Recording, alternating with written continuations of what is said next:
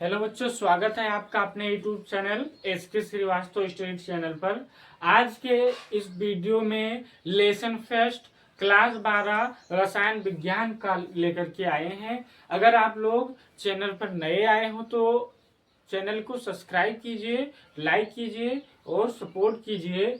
और पाठ का नाम क्या है? विलयन। ये जो विलयन है फर्स्ट चैप्टर लाए हैं और आज का वीडियो बहुत ही इंटरेस्टिंग होने वाला है। और वीडियो में हमारे साथ बने रहिए, साथ में नोट्स भी बनाते रहिए। तो आइए समझते हैं जो विलयन होता है, विलयन क्या होता है। विलयन का डिफिनेशन पढ़ना है आप लोगों को। ये जो विलयन है, विलयन होता क्या है। अब यहाँ पर हमने क्या लिया, एक बीकर लिया और बीकर लेने के बाद में इसमें हमने मिलाया NaCl और H2O मिलाया। मतलब ये का है, नमक है और ये का है, जल है।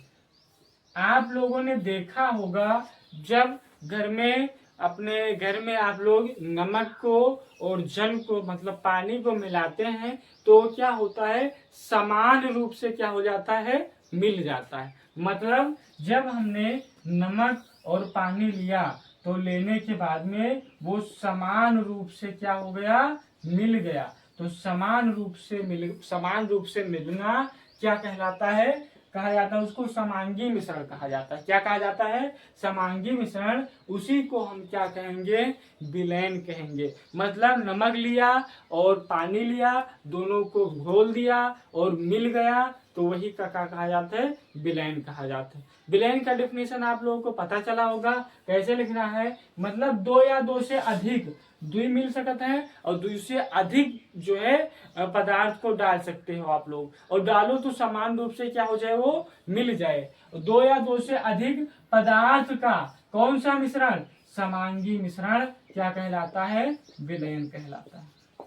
तो विलयन का डिफिनेशन आप लोगों को पता चला। कैसे लिखना है, दो या दो से अधिक पदार्थ का कौन सा मिश्रण, समांगी मिश्रण क्या कहलाता है, विलयन कहलाता है।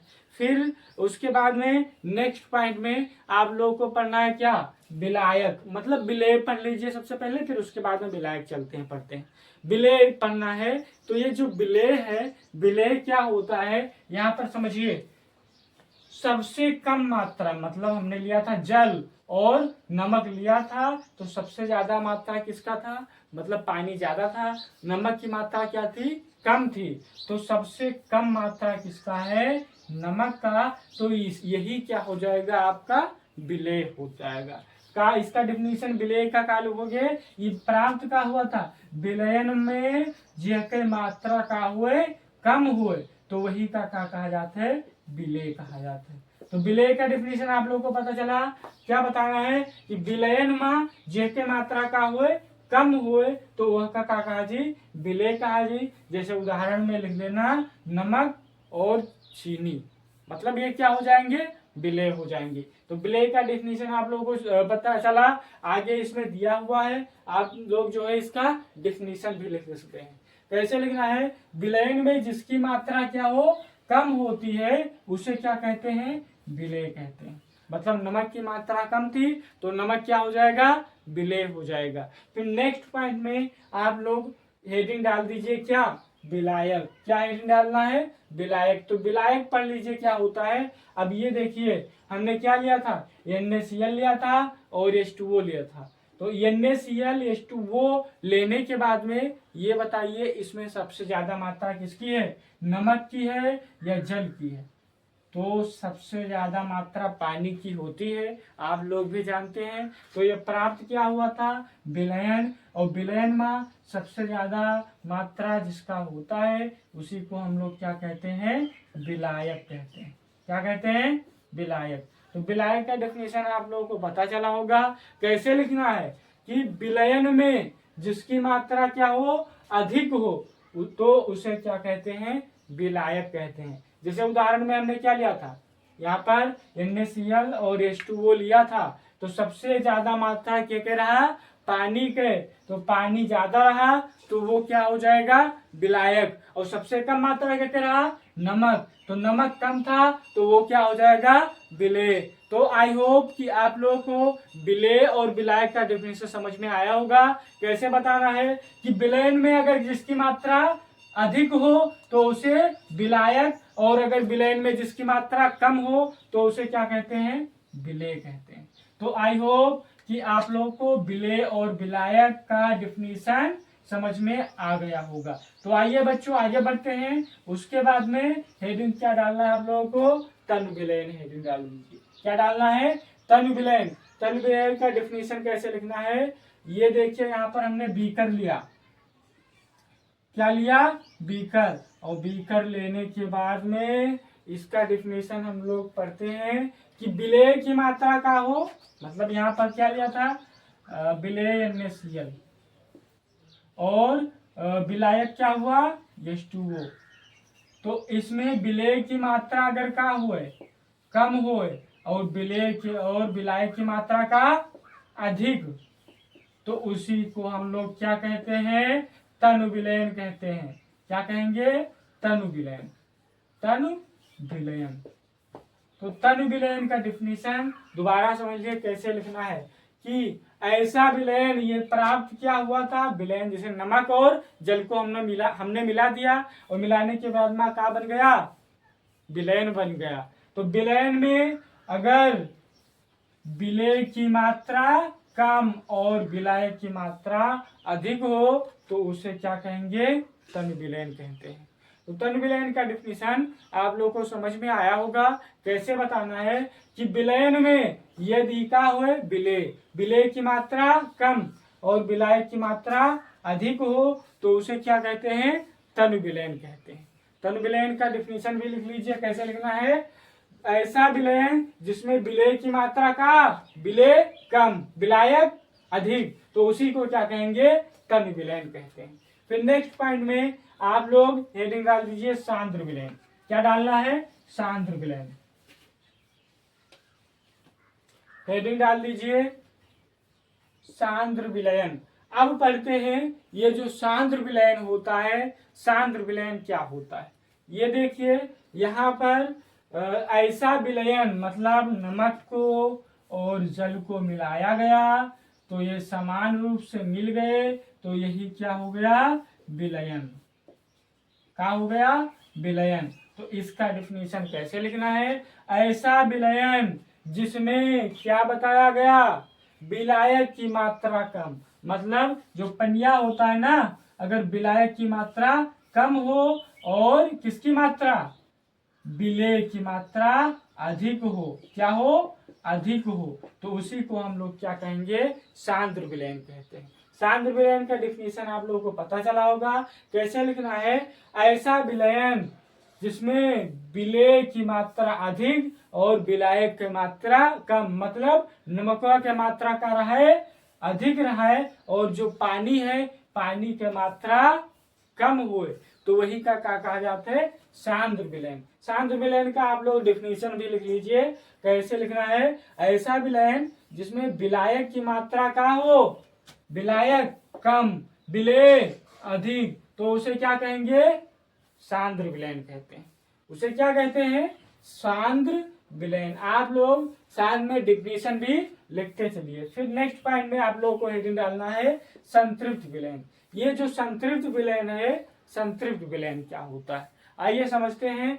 ऐसा विलयन जो स्थिर ताप पर, मतलब यहाँ पर हमने विलयन ले लिया और यहाँ पर एक स्थिर ताप दिया गया, मतलब एक टेम्परेचर दिया गया, और जब टेम्परेचर दिया जाता है तो विलेय की अधिकतम मात्रा का हो जाए, घुल जाए, मतलब ताप दिया जाए। जैसे उदाहरण में यहाँ पर चीनी लिया और पानी डाला गया तो स्थिर ताप दिया गया और विलेय की मात्रा का हुए अधिकतम मात्रा घुली हो, अधिक से अधिक मात्रा का हो जाए, घुल जाए, तो उसी को हम लोग क्या कहते हैं, संतृप्त विलयन कहते हैं। जैसे उदाहरण में क्या लिया गया, पानी लिया गया और चीनी लिया गया। अब नीचे से उसको टेम्परेचर दिया गया, ताप दिया गया, मतलब स्थिर ताप दिया गया। तो चीनी की मात्रा मतलब जो विलेय होता है, विलेय के अधिकतम मात्रा घुली हो, सबसे ज्यादा मात्रा अगर घुली हो तो उसी को हम लोग क्या कहते हैं, संतृप्त विलयन कहते हैं। संतृप्त विलयन का डिफिनेशन कैसे लिखना है, ऐसा विलयन जो स्थिर ताप पर विलेय की अधिकतम मात्रा क्या हो, घुली हो, तो उसी को क्या कहते हैं, संतृप्त विलयन कहते हैं। संतृप्त विलयन का डिफिनेशन आप लोगों को पता चला होगा, मतलब वहां और ज्यादा विलेय का घोला ना जा सके। तो अब नेक्स्ट पॉइंट में आप लोग हेडिंग डाल दीजिए क्या, असंतृप्त विलयन। असंतृप्त विलयन पढ़ना है, इसका डिफिनेशन क्या होता है आइए समझते हैं।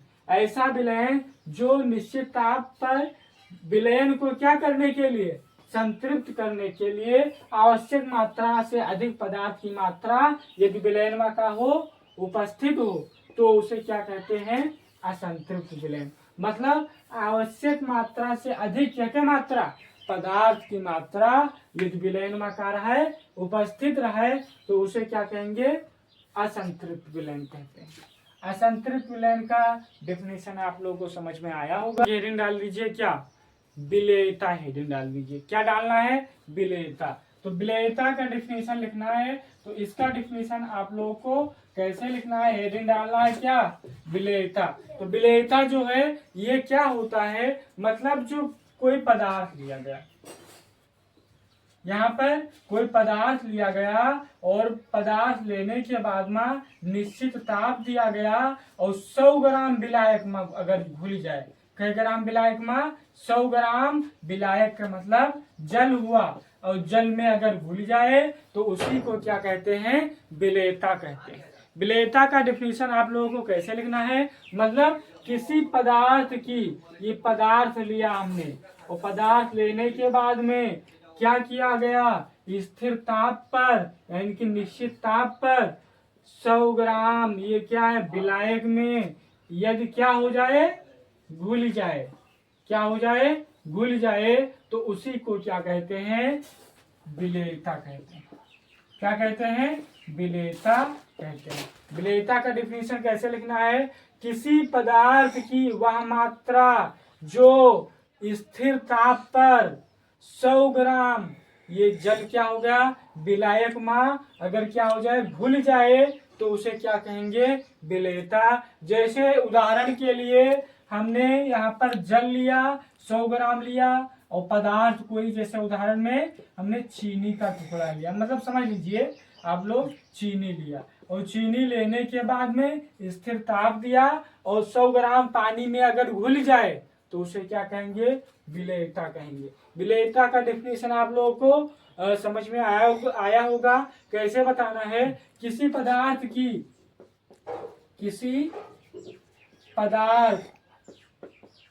की वह मात्रा जो, मतलब यहां से क्या दिया गया, स्थिर ताप, क्या दिया गया, मतलब निश्चित ताप पर, निश्चित